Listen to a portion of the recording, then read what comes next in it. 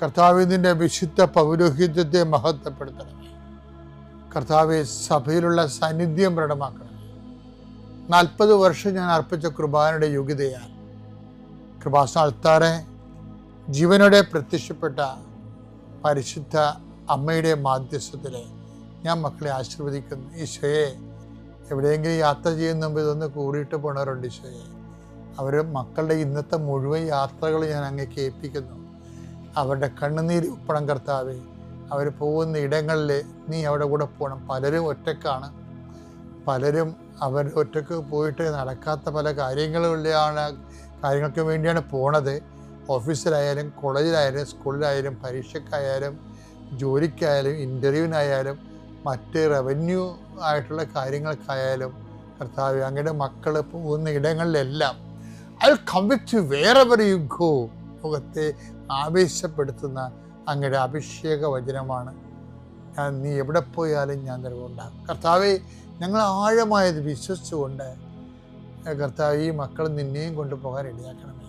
അമ്മേ, പരിശുദ്ധമേ, സമയത്തിൻ്റെ അധികാരി സഞ്ചാരി മാതാവേ, അങ്ങയുടെ മക്കളുടെ കൂടെ സഞ്ചരിക്കണമെന്ന് പ്രാർത്ഥിക്കുന്നു. പിതാവും പുത്രനും പരിശുദ്ധാത്മാവായ സർവ്വേശ്വര എന്നേക്കും. അമ്മേ പരിശുദ്ധ അമ്മേ, അമ്മേ പരിശുദ്ധ ദൈവമാതാവേ, കൃപാസനത്തിലൂടെ ഞങ്ങൾക്കും ഞങ്ങളുടെ ദേശത്തിനും അമ്മ മധ്യസ്ഥം തേടി തന്ന എല്ലാ അനുഗ്രഹങ്ങൾക്കും കൃപകൾക്കും ഞങ്ങളിപ്പോൾ ഹൃദയം നിറഞ്ഞ നന്ദി പറയുന്നു.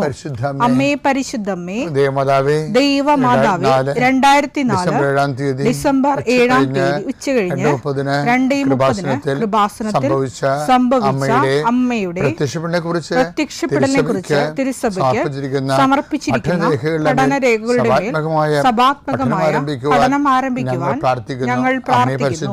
അമ്മേ പരിശുദ്ധമേ, ഭൂസ്വർലോകങ്ങളുടെ രാജ്ഞിയായ അങ്ങേയ്ക്ക് ഭൗമസംരക്ഷണത്തിനായി പ്രപഞ്ചപ്രകൃതിയെ തന്നെ തിരുസഭ പ്രതിഷ്ഠിക്കുവാൻ ഈ പ്രത്യക്ഷീകരണം വഴി ഇടയാക്കണമേ. പരിശുദ്ധമേ, ജപമാല മാതാവേ, സകല കൃപാസനം പ്രാർത്ഥനയോടും ചേർത്ത് ഞങ്ങളിപ്പോൾ പ്രാർത്ഥിക്കുന്ന ഈ കുടുംബത്തിന്റെ പ്രത്യേക നിയോഗം മക്കളെ.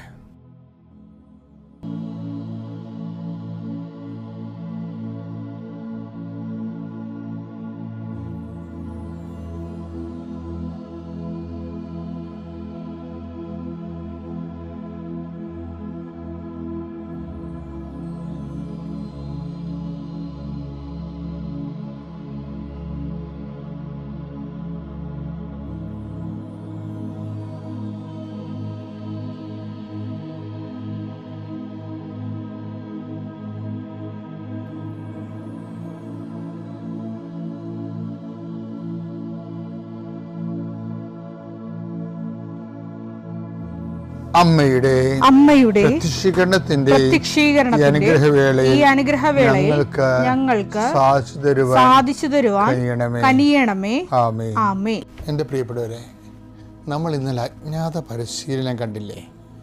അതിനെക്കുറിച്ച് പറഞ്ഞു നിർത്തിയതാണ്. നമുക്ക് എല്ലാവർക്കും ഈ അജ്ഞാത പരിശീലനം കിട്ടിയിട്ടുള്ളവരാണ്.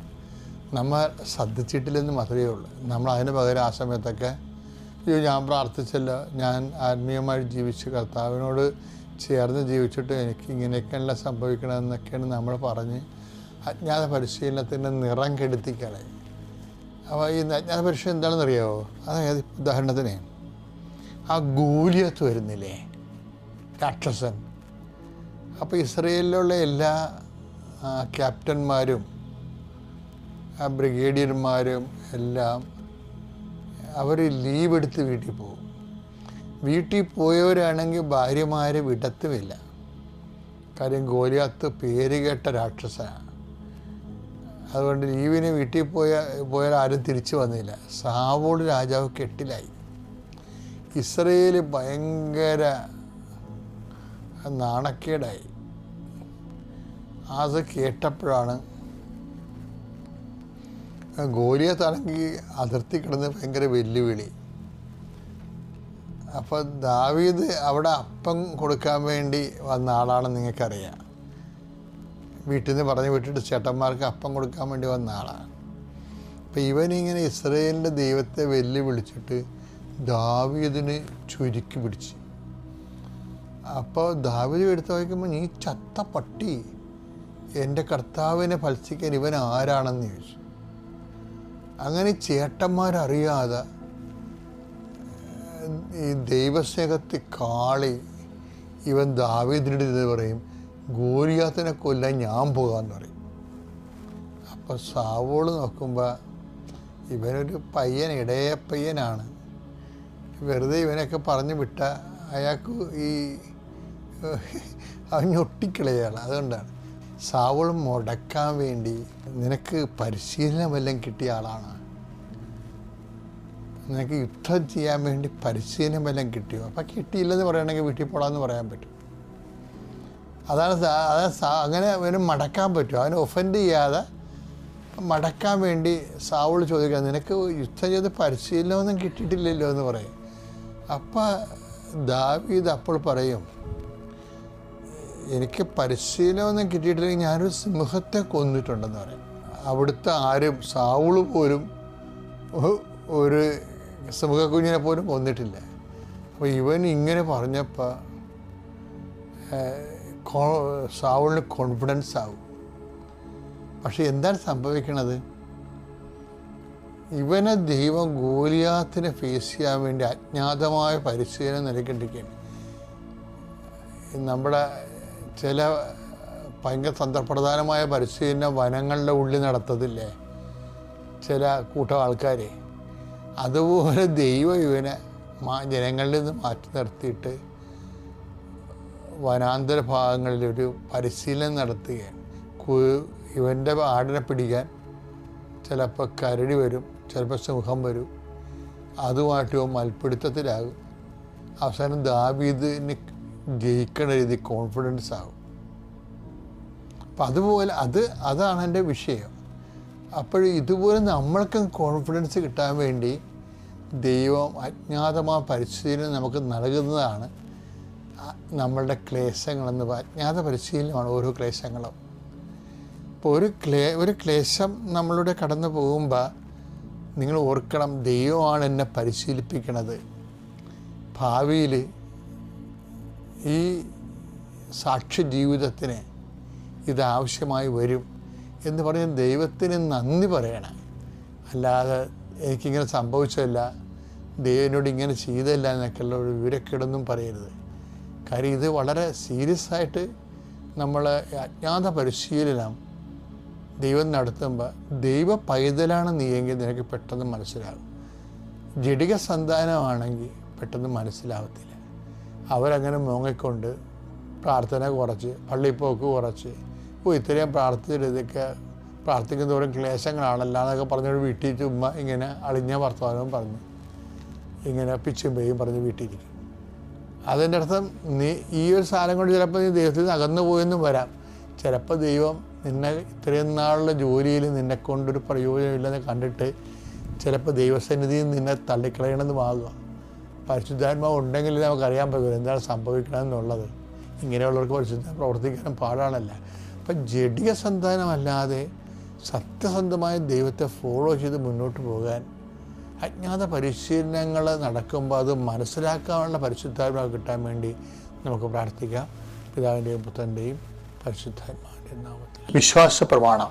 സർവശക്തനായ പിതാവും ആകാശത്തിൻ്റെയും ഭൂമിയുടെയും സൃഷ്ടാവുമായ ദൈവത്തിൽ ഞാൻ വിശ്വസിക്കുന്നു.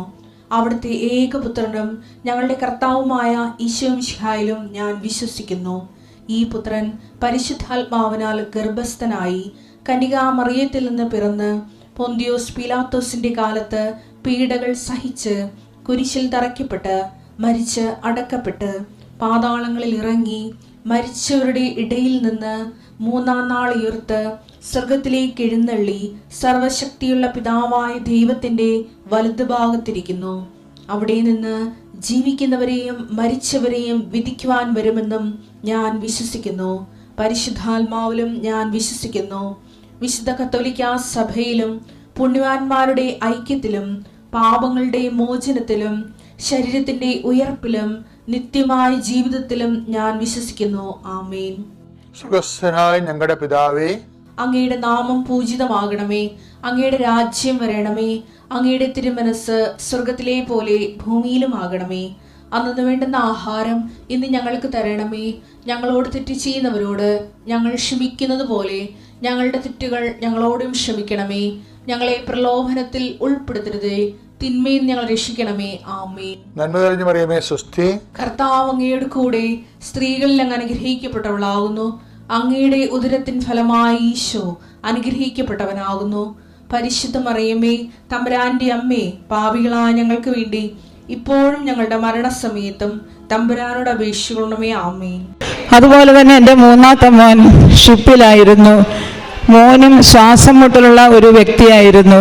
അപ്പോൾ ഷിപ്പിൽ ജോലി കിട്ടാൻ തന്നെ വളരെ ബുദ്ധിമുട്ടായിരുന്നു. മോന് ഭയങ്കര ആഗ്രഹമായിരുന്നു എനിക്ക് ഷിപ്പിൽ ജോലി ചെയ്യണമെന്ന്. അങ്ങനെ പൂനായിൽ പോയി പഠിച്ചു, പരീക്ഷകൾ എഴുതി, ഓരോ കോഴ്സുകൾ എഴുതി. അങ്ങനെ ഷിപ്പിൽ 3rd ഓഫീസറായിട്ട് ആദ്യം ജോലിക്ക് കയറി. അത് കഴിഞ്ഞിട്ട് വീണ്ടും എക്സാമൊക്കെ എഴുതി. ആ എഴുതുന്ന സമയത്തൊക്കെ ഞാൻ മാതാവിൻ്റെ ഉടമ്പടി കാശ് രൂപം ഞാൻ പറഞ്ഞു, മോനെ പരീക്ഷ എഴുതുമ്പോഴെല്ലാം മോൻ ഈ കാശ് രൂപം കയ്യിൽ പിടിച്ച് എഴുതിക്കോ.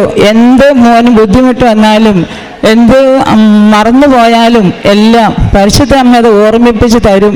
അതുകൊണ്ട് മോൻ ധൈര്യമായിട്ട് പരീക്ഷ എഴുതിക്കോ, ഒന്നും വിഷമിക്കേണ്ട എന്ന് ഞങ്ങൾ രണ്ടുപേരും കുഞ്ഞിനും പറഞ്ഞു കൊടുത്തുകൊണ്ടിരിക്കുമായിരുന്നു. അപ്പോൾ അതുപോലെ തന്നെ ഞങ്ങൾ പരീക്ഷയുടെയൊക്കെ സമയത്ത് 3 പേരുടെയും പരീക്ഷയുടെ സമയത്ത് ഞങ്ങൾ വീട്ടിൽ തിരി കത്തിച്ച് പരീക്ഷ തീരുന്ന സമയം വരെ ഞങ്ങൾ പ്രാർത്ഥിച്ചുകൊണ്ടിരിക്കുമായിരുന്നു. അവിടുന്ന് പിന്നെ വിളിച്ചു കഴിയുമ്പോൾ മാത്രമേ ഞങ്ങൾ തിരി കൊടുത്തുള്ളായിരുന്നു. അന്നേരം ജപമാലയും കരണക്കൊന്തയും ബൈബിള് വായിക്കും. പിന്നെ മാതാവിൻ്റെ പ്രത്യക്ഷീകരണ പ്രാർത്ഥന, ഉടമ്പടി പ്രാർത്ഥന, ഇവയെല്ലാം ഞങ്ങൾ ആ സമയം കൊണ്ട് ചൊല്ലി തീർക്കുമായിരുന്നു. അങ്ങനെ മോനും ഇപ്പോൾ ഓരോ കോഴ്സുകൾ ചെയ്യുന്നു. കോഴ്സുകൾ പാസ്സായി ഇപ്പോൾ മോന് 2nd ഓഫീസറായിട്ട് ഇപ്പോൾ ഷിപ്പിൽ വർക്ക് ചെയ്യുന്നു. അതുപോലെ തന്നെ ഞങ്ങൾക്ക് ഒത്തിരി അനുഗ്രഹങ്ങൾ തന്നെന്ന് പറഞ്ഞു കഴിഞ്ഞാൽ, എനിക്കിങ്ങനെ വേദിയിൽ അങ്ങനെ പറയുവാനുള്ള ഒരു ധൈര്യം അങ്ങനെയൊന്നും ഇല്ലായിരുന്നു. എങ്കിൽ പോലും ഞാൻ പള്ളിയിലെ എല്ലാ കാര്യങ്ങൾക്കും, ഞാനും എൻ്റെ ജീവിത പങ്കാളിയും പള്ളിയിലെ എല്ലാ കാര്യങ്ങൾക്കും ഞങ്ങൾ സംബന്ധിക്കുമായിരുന്നു. കൂട്ടായ്മയുടെ സെക്രട്ടറി ആയിരുന്നു ഞാൻ. അപ്പോൾ കൂട്ടായ്മയിൽ എന്ത് ഇത് വന്നു കഴിഞ്ഞാലും ഒരു ധൈര്യം ഇല്ലെന്ന് പറഞ്ഞെങ്കിലും ആ സമയത്ത് പരിശുദ്ധ അമ്മ ശക്തി തരും. ഞാൻ എവിടെ പോയാലും വാർഷികത്തിനൊക്കെ പോകുമ്പോഴാണെങ്കിലും ഞാൻ ഈ ഉടമ്പടി കാശ് രൂപം കൈ പിടിച്ചുകൊണ്ട് പോകും. എന്നിട്ടും പ്രാർത്ഥിക്കും. ഓരോ മത്സരങ്ങൾക്കും എൻ്റെ കയ്യിൽ ഉടമ്പടി കാശ് രൂപം കാണും. അപ്പോൾ പ്രസംഗമാകട്ടെ, പാട്ടാകട്ടെ, അവിടെ നടക്കുന്ന കസേരകളി, എല്ലാ കളികൾക്കും ഞാൻ ചേരുകയും എല്ലാത്തിനും എനിക്ക് പരിശുദ്ധ അമ്മ ഫസ്റ്റ് വാങ്ങിച്ചു തരികയും ചെയ്യുന്ന ആ ഒരു രീതി എനിക്ക് പരിശുദ്ധ അമ്മ സാധിച്ചു തന്നു. ഞങ്ങൾ ഒത്തിരി പരിശുദ്ധ അമ്മയോട് സാക്ഷ്യം പറയാൻ ഒത്തിരി ഉണ്ട്. എങ്കിൽ പോലും ഞങ്ങളുടെ മക്കളുടെയും ഞങ്ങളുടെ കുടുംബത്തിൻ്റെയും എല്ലാ പ്രശ്നങ്ങളിലേക്കും എന്ത് വേദന വന്നാലും എന്ത് വിഷമം വന്നാലും അവിടെയെല്ലാം പരിശുദ്ധ അമ്മ കൂടെയുണ്ട്. രാവിലത്തെ വെളുപ്പിനത്തെ 5:30-ക്കുള്ള പ്രാർത്ഥന, വൈകുന്നേരത്തെ ജപമാലയ്ക്ക് ശേഷമുള്ള പ്രാർത്ഥന, ഇവയെല്ലാം ഞങ്ങൾ കൃത്യമായിട്ട് ചെയ്യുമായിരുന്നു. അങ്ങനെ ഞങ്ങൾക്ക് തന്ന ഒത്തിരി അനുഗ്രഹങ്ങൾ, ഞങ്ങളുടെ കുഞ്ഞുങ്ങൾക്ക് ഒരു ബുദ്ധിമുട്ടും ഇല്ലാതെ ഞങ്ങൾക്ക് ദൈവം തന്നെ ഞങ്ങളെ അനുഗ്രഹിച്ചു. അതിനൊക്കെ ഞങ്ങൾ പരിശുദ്ധ അമ്മ വഴി ഈശോയോട് ഒത്തിരി കോടാനുകോടി നന്ദികൾ പറയുന്നുണ്ട്. അതുപോലെ തന്നെ ഓരോ പ്രതിസന്ധികൾ വരുമ്പോഴും നമ്മളുടെ വേദനകളും രോഗങ്ങളൊക്കെ വരുമ്പോഴും നമുക്കൊരു വിശ്വാസമുണ്ട്, നമ്മുടെ കയ്യിലുണ്ടല്ലോ ഉടമ്പടി തൈലമുണ്ട്, ഉടമ്പടി കാശുരൂപമുണ്ട്, തേനുണ്ട്, ഉപ്പുണ്ട്, ഇതിലും വലുത് എന്നതാ, നമ്മുടെ കൂടെയുണ്ട് മാതാവ്. അപ്പം നമുക്ക് ഒന്നും പേടിക്കേണ്ട കാര്യമില്ല. ധൈര്യമായിട്ട് നമുക്ക് മാതാവിനോട് പ്രാർത്ഥിച്ച് മുന്നോട്ട് പോകാനുള്ള കൃപ നമുക്ക് പരിശുദ്ധ അമ്മ പ്രത്യക്ഷീകരണ മാതാവ് ഈശോയോട് വാങ്ങിച്ച് തരും എന്നുള്ള ഒരു പൂർണ്ണ വിശ്വാസം ഞങ്ങൾക്കും എൻ്റെ ജീവിത പങ്കാളിക്കും മക്കൾക്കും ഒക്കെ ഉണ്ട് എന്നുള്ള ആ ഒരു ഉറപ്പ് എനിക്ക് കിട്ടിയിട്ടുണ്ട്. അങ്ങനെ അപ്പോൾ നമ്മൾ എന്ത് വന്നാലും എന്ത് പ്രതിസന്ധികൾ വന്നാലും എന്നാലും പരിശുദ്ധ അമ്മ നമ്മുടെ കൂടെ ഉണ്ട്. നമുക്ക് അമ്മയെ മുറുകെ പിടിച്ചാൽ നമ്മുടെ എല്ലാ കാര്യങ്ങളും പരിശുദ്ധ അമ്മ ഈശോയോട് ചോദിച്ച് സാധിച്ചു തരും എന്നുള്ള ഉറപ്പ് എല്ലാവർക്കും ഉണ്ടായിരിക്കുന്നത് നല്ലതാണ്. അതുപോലെ തന്നെ കാരുണ്യ പ്രവർത്തികൾ എന്ന് പറഞ്ഞു കഴിഞ്ഞാൽ ഞാൻ ഒത്തിരി, കാരണം എനിക്കിപ്പോൾ ടിൻസാണ്, 2 കുഞ്ഞുങ്ങൾ. എനിക്ക് കുഞ്ഞുങ്ങളുള്ളതുകൊണ്ട് ഇപ്പം എനിക്ക് പറ്റുന്നില്ല. എങ്കിൽ പോലും ഞാൻ ആദ്യമൊക്കെ എല്ലാ കാര്യങ്ങൾക്കും, പള്ളിയിലെ എല്ലാ കാര്യങ്ങൾക്കും സഹകരിക്കുമായിരുന്നു. അതുപോലെ തന്നെ മറ്റുള്ളവർക്ക് ഒരു ബുദ്ധിമുട്ട് വരുമ്പോഴത്തേക്കും അവരോട് ചോദിച്ചിട്ട് അവർക്കുള്ള എന്തെങ്കിലും സാമ്പത്തിക ബുദ്ധിമുട്ടുകളാണോ അല്ലെങ്കിൽ രോഗങ്ങളാണോ ഇവയെല്ലാം നമ്മൾ ചോദിച്ചറിഞ്ഞ് അവർക്ക് സാന്ത്വനമായിട്ട് നല്ലൊരു ഉത്തരം നമ്മൾ കൊടുത്ത് അവരെ ആശ്വസിപ്പിക്കും. അവർക്ക് പൈസയുടെ ഒരു ബുദ്ധിമുട്ടാണെങ്കിൽ അത് നമ്മൾ ആരും അറിയാതെ അവരെ എത്തിക്കും. അങ്ങനെ പല പല കാര്യങ്ങളിലും ഞങ്ങൾക്ക് കാരുണ്യ പ്രവൃത്തികൾ ചെയ്യാൻ സാധിച്ചിട്ടുണ്ട്. അതുപോലെ തന്നെ ഇവിടുന്ന് തരുന്ന പത്രം, ആ പത്രം വാങ്ങിച്ചുകൊണ്ട് പോയി എല്ലാവർക്കും വിതരണം ചെയ്യും. ഒരു സ്ഥലത്ത് ഇട്ടിട്ട് പോകുന്ന ഒരു രീതിയല്ല നമ്മൾ ചെയ്യേണ്ടത്.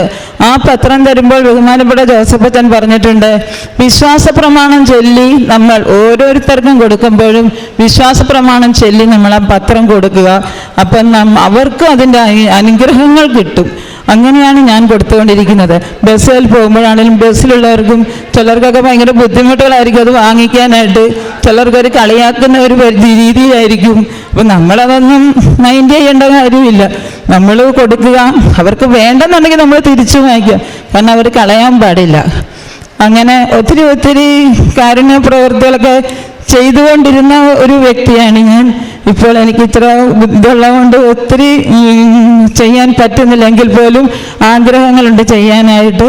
ഓരോ കാര്യങ്ങളും പരിശുദ്ധ അമ്മ, പ്രത്യക്ഷീകരണ മാതാവ്, ഈശോയോട് ഞങ്ങൾക്ക് എല്ലാം വാങ്ങിച്ചു തന്ന എല്ലാ അനുഗ്രഹങ്ങൾക്കും പരിശുദ്ധ അമ്മയ്ക്കും ഈശോയോടും കോടാനുകോടി നന്ദികൾ പറയുന്നു.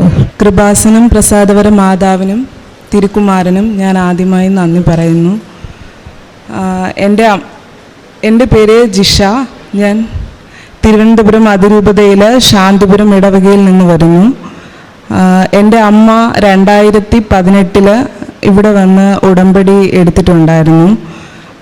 എടുക്കാനുള്ള കാരണം എൻ്റെ ബ്രദർ ഒരു ബൈക്ക് ആക്സിഡൻറ്റിൽ സെമി കോമ സ്റ്റേജിൽ ആയി, തിരിച്ചു വരില്ല എന്നാണ് ഡോക്ടേഴ്സ് പറഞ്ഞിരുന്നത്.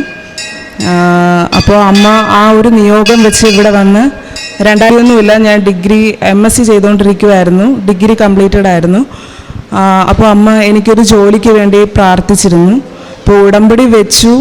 ഒരു 3 മന്തിനുള്ളിൽ, വിത്തിൻ 3 മന്ത് എനിക്ക് ടെമ്പററി ആയിട്ട് ദിവസവേതന അടിസ്ഥാനത്തിൽ ക്ലർക്കായിട്ട് പഞ്ചായത്തിൽ ജോലി കിട്ടി. അത് ഞാൻ എൻ്റെ ഏറ്റവും വലിയ ഭാഗ്യമായിട്ട് കാണുന്നു. പിന്നെ മെയിനായിട്ട് അമ്മ വന്ന് ഉടമ്പടി ഇവിടെ വെക്കാനായിട്ട് അമ്മയാണ് വന്നത്. പക്ഷേ അത് ഓരോ തവണയും പുതുക്കാനും 3 മാസത്തെ ഉടമ്പടി ധ്യാനത്തിൽ, അന്ന് നമുക്ക് ഓൺലൈൻ മീഡിയ വഴിയുള്ള ഇതില്ലായിരുന്നു. ആ ടൈമിൽ ഞാനാണ് ഡയറക്റ്റ് ഇവിടെ വന്ന് പ്രാർത്ഥിച്ചത്.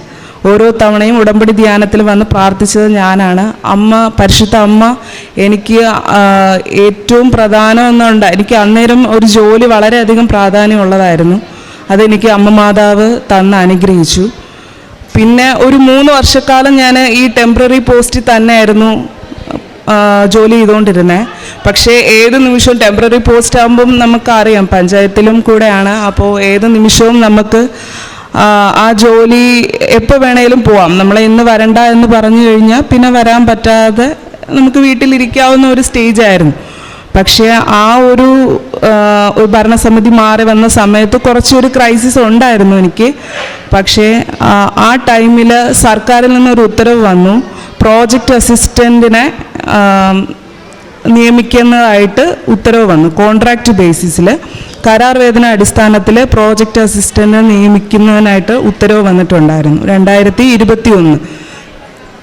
ആ ടൈമിൽ ഞാൻ അതിനുവേണ്ടി അപ്ലൈ ചെയ്തു. മാതാവിനോട് ഞാൻ മുട്ടിപ്പായിട്ട് പ്രാർത്ഥിച്ചു. എനിക്കത് കിട്ടാനുള്ളൊരു ഭാഗ്യം ഉണ്ടോയെന്ന് പോലും എനിക്ക് അറിയില്ലായിരുന്നു. പക്ഷേ മാതാവ് എനിക്ക് അതും തന്നു.